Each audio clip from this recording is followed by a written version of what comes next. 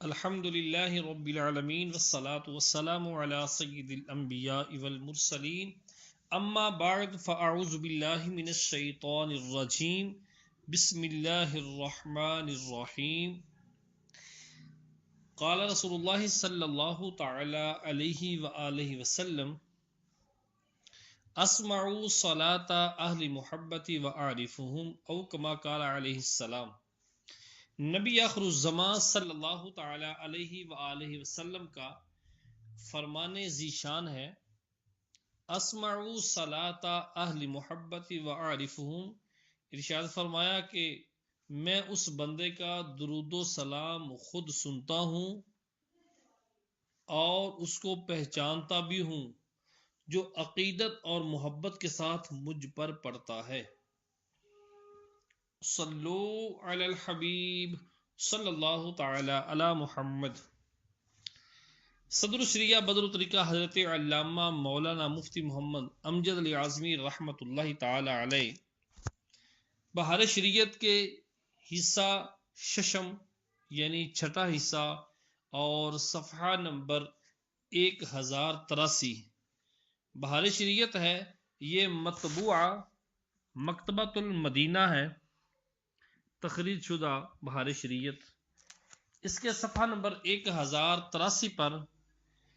صاحب بہار شریعت حج کے بارے میں کچھ احکام ذکر فرماتے ہیں کہ احرام میں مرد و عورت کا فرق۔ ارشاد فرماتے ہیں کہ ان مسائل مذکورہ میں مرد و عورت برابر ہیں۔ یہ جو آپ کے سامنے مسائل سابقہ سبق کے اندر ذکر کیے ہیں، ان میں مرد و عورت برابر ہیں، مگر عورت کو چند باتیں جائز ہیں۔ سر چھپانا بلکہ نامحرم کے سامنے اور نماز میں فرض ہے، تو سر پر بستر بکچا اٹھانا بدرجہ اولا یعنی بدرجہ اولا منع ہے۔ یوں ہی گوند وغیرہ سے بال جمانا، سر وغیرہ پر پٹی خواہ بازو یا گلے پر تویز باندھنا، اگرچہ سی کر غلاف کعبہ کے اندر یوں داخل ہونا کہ سر پر رہے منہ پر نہ آئے، دستانے موزے سلے کپڑے پہننا، عورت اتنی آواز سے لبیک نہ کہے کہ نامحرم سنے، ہاں اتنی آواز ہر پڑھنے میں ہمیشہ سب کو ضرور ہے کہ اپنے کان تک آواز آئے۔ تنبیہ، توجہ طلب بات ہے کہ احرام میں منہ چھپانا عورت کو بھی حرام ہے۔ نامحرم کے آگے کوئی پنکھا وغیرہ منہ سے بچا ہوا سامنے رکھے، یعنی جب کوئی نامحرم آ جائے تو منہ کے اوپر کپڑا نہ ڈالے، کوئی پنکھا وغیرہ لے کر منہ کو چھپا سکتی ہے، سائڈ پہ کر سکتی ہے۔ جو باتیں احرام میں ناجائز ہیں یعنی جائز نہیں، وہ اگر کسی عذر سے یا بھول کر ہوں تو گناہ نہیں، مگر ان پر جو جرمانہ مقرر ہے ہر طرح دینا آئے گا، وہ دینا ہی ہوگا، اگرچہ بے قصد ہوں، اگرچہ بغیر ارادے کے وہ معاملات پائے گئے، یا سہون بھول کر، یا جبرن زبردستی کس نے کروا دیے، یا سوتے میں، یعنی اگر جو معاملات منع ہے احرام کی حالت میں اگر وہ ایسے بھی پا گئے بغیر ارادے کے، بھول کر، زبردستی یا سوتے میں، تو جو جرمانہ شرع نے مقرر کیا ہے وہ دینا ہی ہوگا۔ جی، طواف قدوم کے سوا وقت احرام سے رمی جمرہ تک جس کا ذکر آئے گا، اکثر اوقات لبیک کی بے شمار کثرت رکھے۔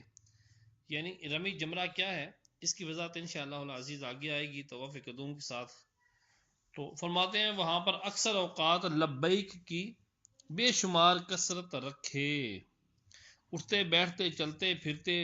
وضو بے وضو ہر حال میں خصوصاً چڑھائی پر چڑھتے اترتے دو قافلوں کے ملتے صبح و شام پچھلی رات پانچوں نمازوں کے بعد غرض یہ کہ ہر حالت کے بدلنے پر مرد با آواز کہیں یعنی بلند آواز کہیں مگر نہ اتنی بلند کہ اپنے آپ یا دوسرے کو تکلیف ہو اور عورتیں پست آواز سے آہستہ آواز سے مگر نہ اتنی پست ہو کہ خود بھی نہ سن سکیں اتنی بھی پست نہ رکھیں کم از کم اتنی آواز سے عورتیں لبیک کہیں کہ ان کے اپنے کان سن سکیں داخلی حرم محترم و مکہ مکرمہ و مسجد حرام اللہ عز و جل فرماتا ہے وَإِذْ قَالَ إِبْرَاهِيمُ رَبِّ اجْعَلْ هَذَا بَلَدًا آمِنًا وَارْزُقْ أَهْلَهُ مِنَ الثَّمَرَاتِ مَنْ آمَنَ مِنْهُمْ بِاللَّهِ وَالْيَوْمِ الْآخِرِ قَالَ وَمَنْ كَفَرَ فَأُمَتِّعُهُ قَلِيلًا ثُمَّ أَضْطَرُّهُ إِلَى عَذَابِ النَّارِ وَبِئْسَ الْمَصِيرُ وَإِذْ يَرْفَعُ إِبْرَاهِيمُ الْقَوَاعِدَ مِنَ الْبَيْتِ وَإِسْمَاعِيلُ رَبَّنَا تَقَبَّلْ مِنَّا إِنَّكَ أَنْتَ السَّمِيعُ الْعَلِيمُ رَبَّنَا وَاجْعَلْنَا مُسْلِمَيْنِ لَكَ وَمِنْ ذُرِّيَّتِنَا أُمَّةً مُسْلِمَةً لَكَ وَأَرِنَا مَنَاسِكَنَا وَتُبْ عَلَيْنَا إِنَّكَ أَنْتَ التَّوَّابُ الرَّحِيمُ اور جب ابراہیم نے کہا اے پروردگار اس شہر کو امن والا کر دے اور اس کے اہل میں سے جو اللہ عز و جل اور پچھلے دن پر ایمان لائے انہیں پھلوں سے روزی دے فرمایا اور جس نے کفر کیا اسے بھی کچھ برتنے کو دوں گا پھر اسے آگ کے عذاب کی طرف مدتر کروں گا اور برا ٹھکانہ ہے وہ اور جب ابراہیم و اسماعیل خانہ کعبہ کی بنیادیں بلند کرتے ہوئے کہتے تھے اے پروردگار تو ہم سے اس کام کو قبول فرما بے شک تو ہی ہے سننے والا جاننے والا اور ہمیں تو اپنا فرما بردار بنا اور ہماری ذریت سے اولاد سے ایک گروہ کو اپنا فرما بردار بنا اور ہمارے عبادت کے طریقے ہم کو دکھا اور ہم پر رجوع فرما بے شک تو ہی بڑا توبہ قبول فرمانے والا رحم کرنے والا ہے اولم نمکن لہم حراما آمنا یجبا الیہ ثمرات کل شیء رزقا من لدنا ولکن اکثرہم لا یعلمون کیا ہم نے ان کو امن والے حرم میں قدرت نہ دی کہ وہاں ہر قسم کے پھل لائے جاتے ہیں جو ہماری جانب سے رزق ہے مگر بہت سے لوگ نہیں جانتے اور فرماتا ہے انما امرت ان اعبد رب هذه البلدة الذي حرمها وله كل شيء وامرت ان اكون من المسلمين مجھے تو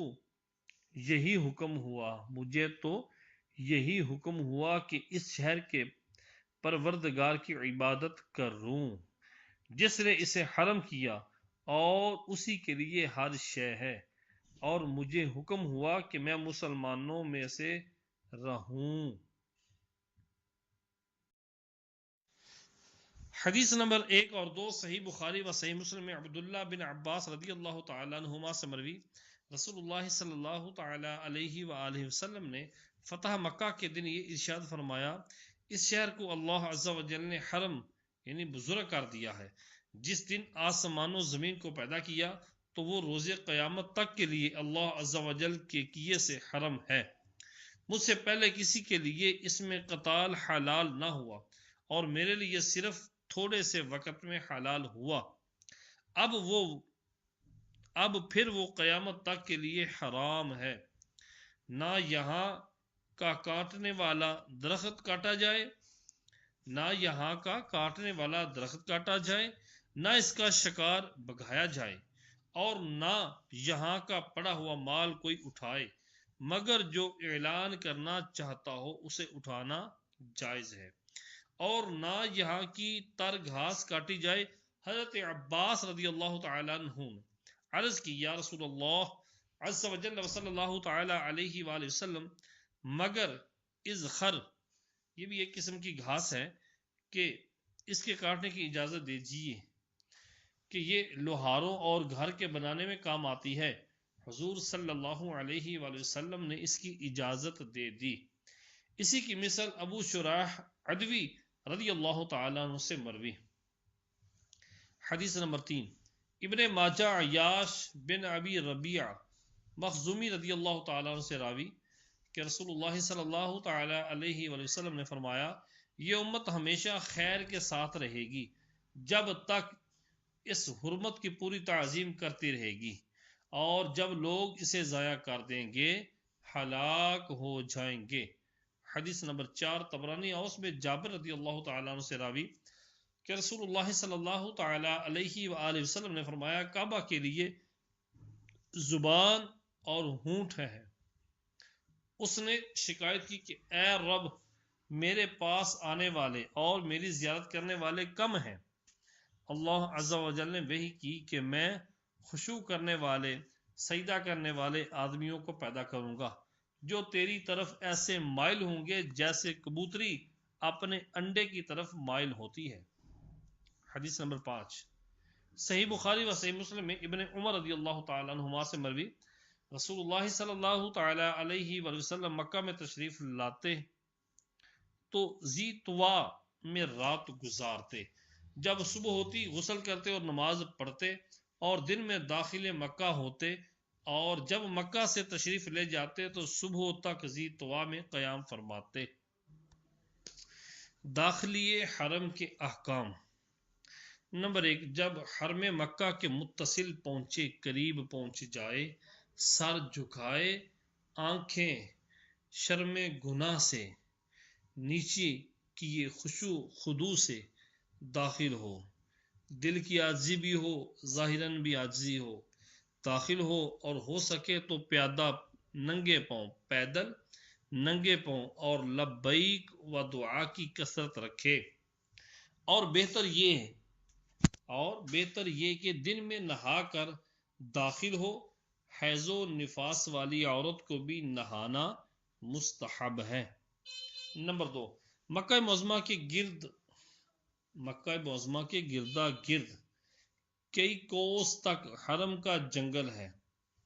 ہر طرف اس کی حدیں بنی ہوئی ہیں، ان حدوں کے اندر تر گھاس اکھیڑنا،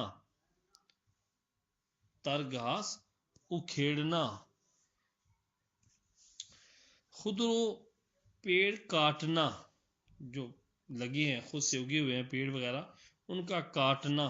وہاں کے وحشی جانور کو تکلیف دینا حرام ہے۔ یہاں تک کہ اگر سخت دھوپ ہو اور ایک ہی پیڑ ہے، اس کے سائے میں ہرن بیٹھا ہے، تو جائز نہیں کہ اپنے بیٹھنے کے لیے اسے اٹھائے، اور اگر وحشی جانور بیرون حرم کا اس کے ہاتھ میں تھا، اسے لیے ہوئے حرم میں داخل ہوا، اب وہ جانور حرم کا ہو گیا، فرض ہے کہ فوراً چھوڑ دے۔ مکہ معظمہ میں جنگلی کبوتر بکثرت ہیں۔ جنگلی کبوتر کے بارے میں کہا جاتا ہے کہ یہ کبوتر اس مبارک جوڑے کی نسل ہے جس نے حضور صلی اللہ تعالی علیہ وسلم کی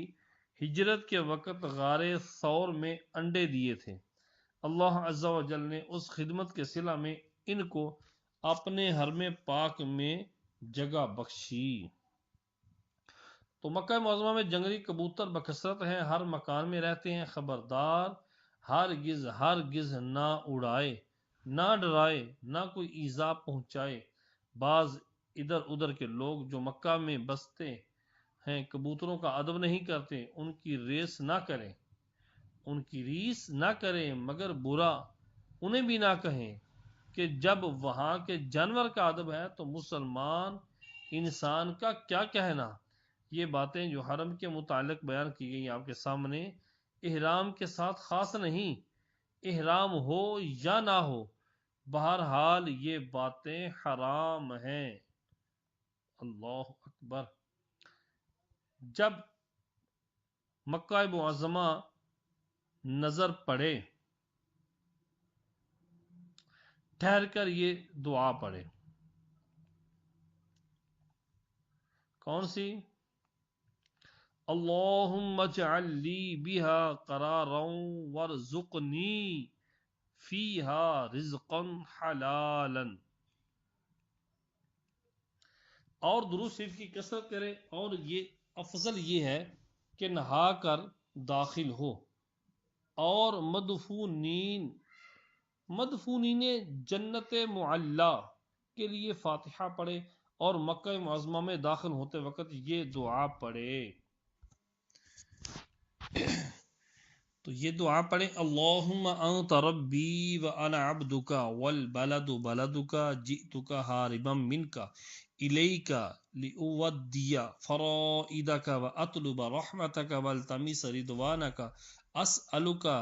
مسألة المضطرین الیک الخائفین عقوبتک اسألک ان تقبلنی اليوم بعفوک وتدخلنی فی رحمتک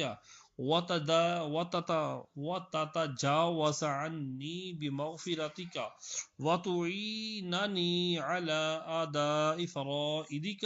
اللہم نجنی من عذابک وافتح لی ابواب رحمتک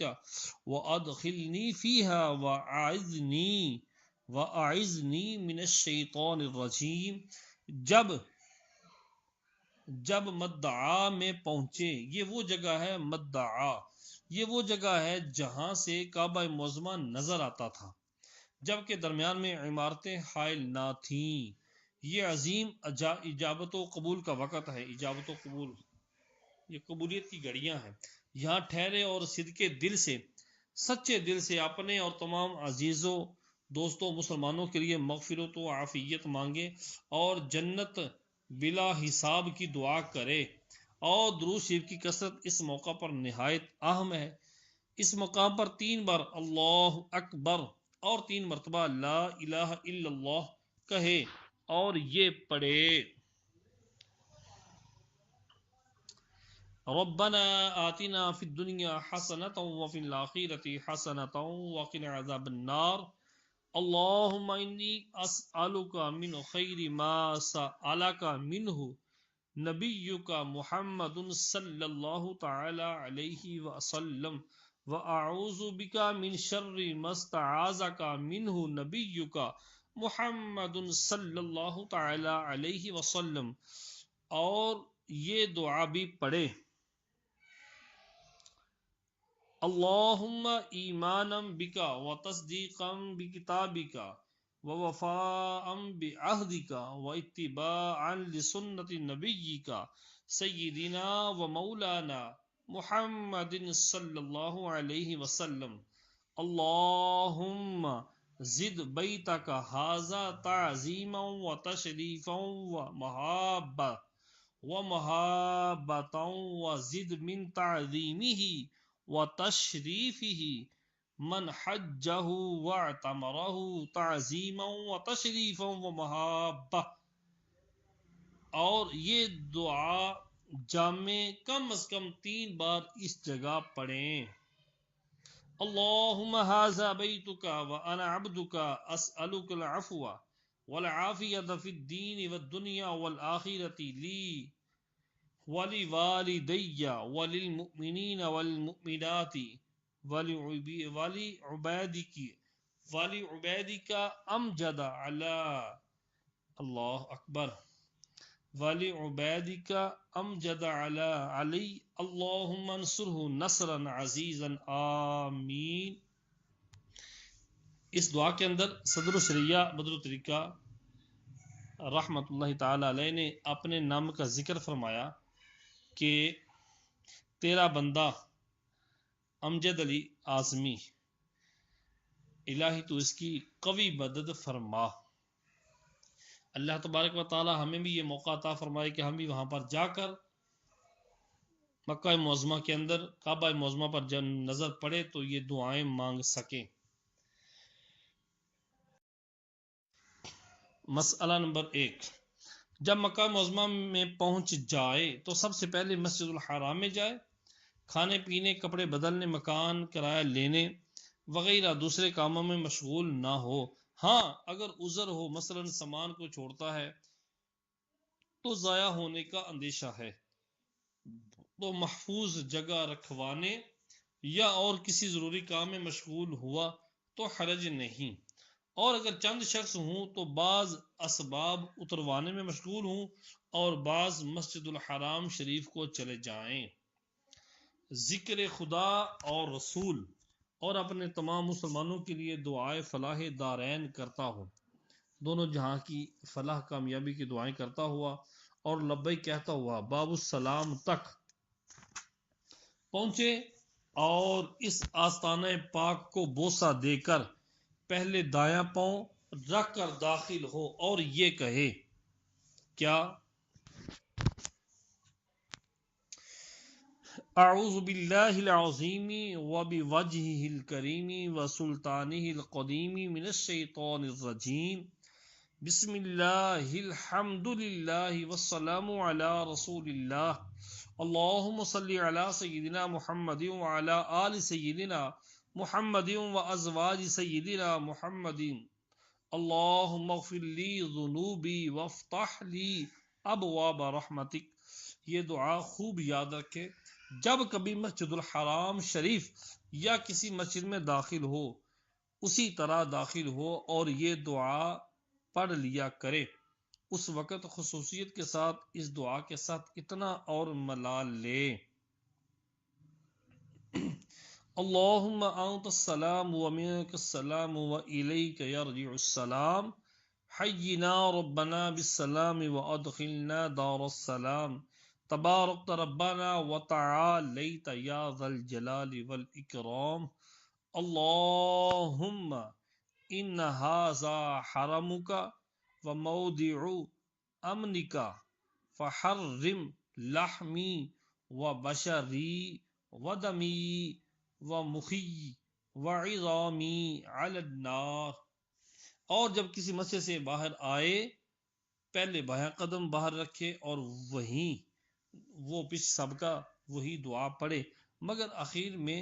رحمتی کا کی جگہ فضلی کا کہے اور اتنا اور بڑھائے، وسہل لی ابواب رزقک، اس کی برکات دین و دنیا میں بے شمار ہیں، والحمد للہ۔ جب کعبہ معظمہ پر نظر پڑے تو 3 بار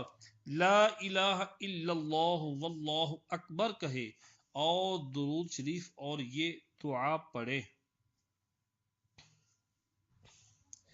اللہم زد بیتک ھذا تعظیما وتشریفا وتکریما وبرا ومحبتا، اللہم ادخلنا الجنة بلا حساب، اللہم انی اسألک ان تغفر لی وترحمنی وتقیل عثرتی وتدع وزری برحمتک یا ارحم الراحمین، اللہم انی عبدک وذرائرک وعلی کل مذور حق وانت خیر مذور فاسألک ان ترحمنی وتفک رقبتی من النار۔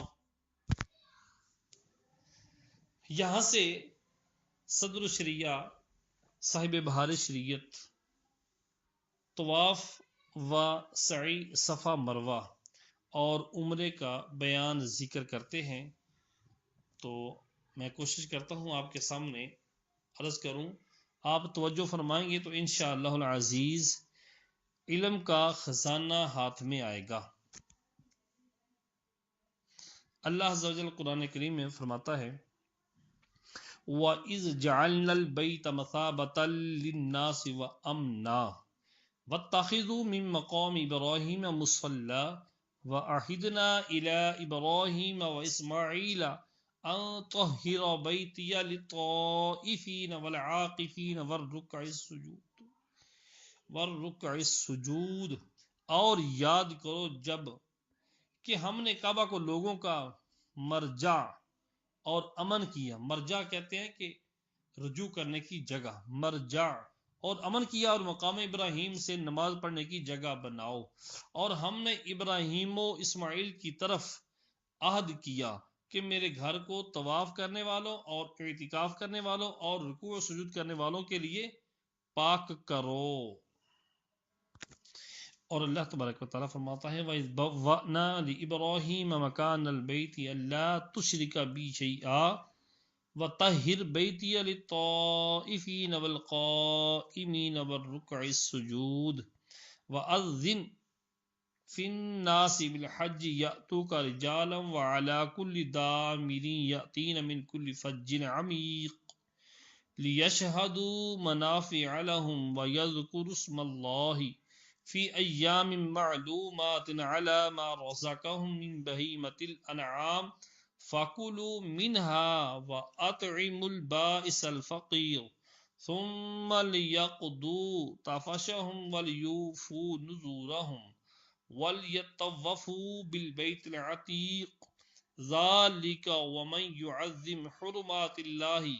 فهو خیر له عند ربه. اور جب کہ ہم نے ابراہیم کو پناہ دی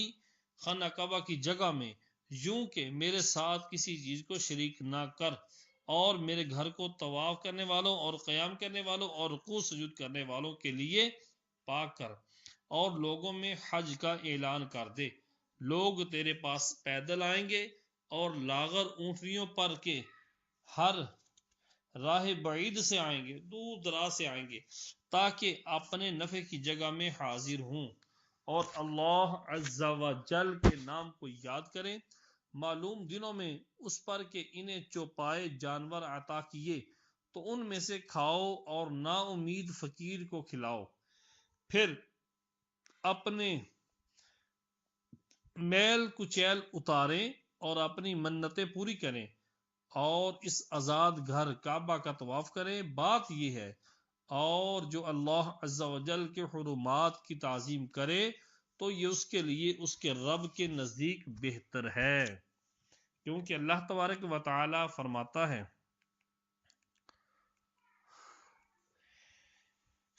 کیونکہ رب ذوالجلال قرآن کریم میں جو فرماتا ہے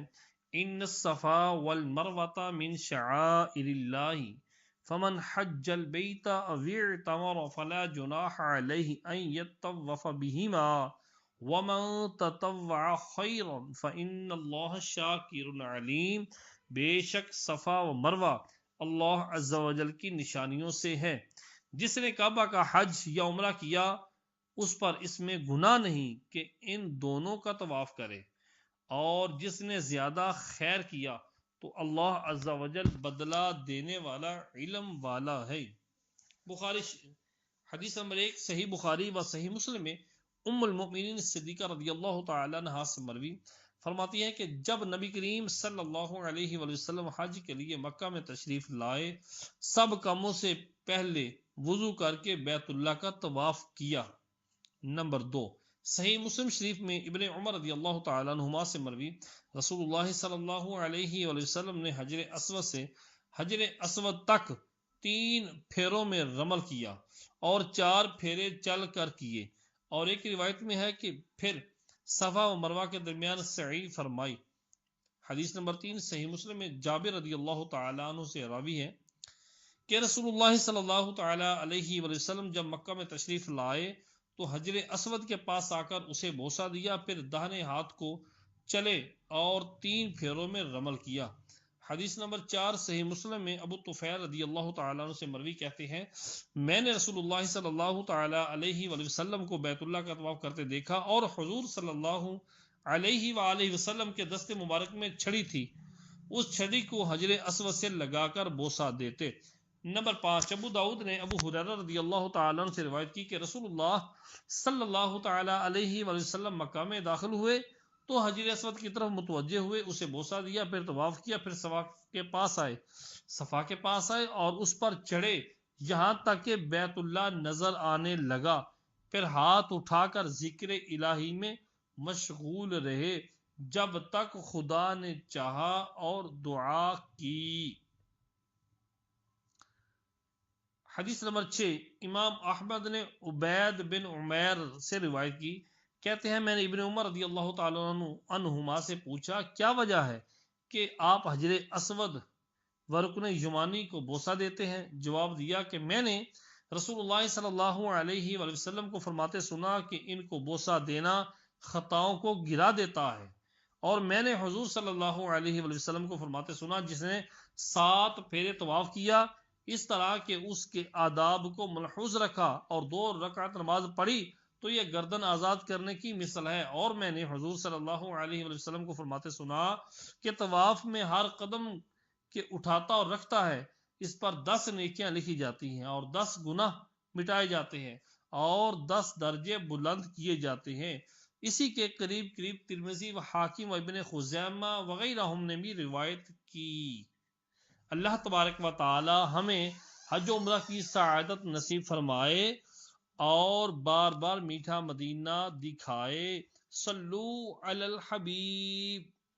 صلی اللہ تعالی علی محمد۔